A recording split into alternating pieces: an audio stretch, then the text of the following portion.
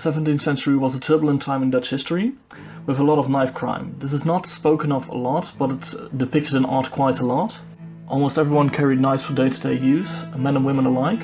Men often wore their knives hanging loose on cords attached to their belts, or tucked behind their belts or sash, or in their pockets. In general, women would wear their knives lower than men did.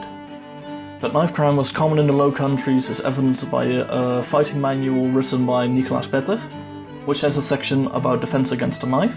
Other historical manuals only deal with daggers, not knives specifically. Then we have the cultural phenomenon of bekkensnijden. It's basically a duel to first blood, with the only target being the face, and having scars from this practice will be seen as a mark of honor and bravery.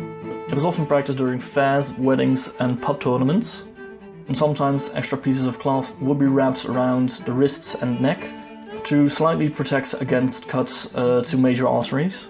Oftentimes hats would be used in the offhand to deflect cuts from your opponent.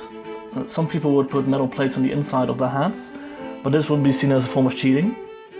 A challenge could be issued by stabbing a knife in a table, or by hanging a knife somewhere in the room. Same could be done with poetry challenges, by hanging a quill or a pot of ink, or musical challenges by hanging an instrument like a fiddle. And if you wanted to accept a challenge, you could either remove the knife or stare at it. Local champions would often wear a knife on their hat, or the tail feathers of a rooster. They would often be known as roosters or rooster feathers, referring to the way that roosters fight with one another. In the 18th and 19th century, people would often use sharpened coins for this practice, since it was a little bit safer and easier to hide from the law.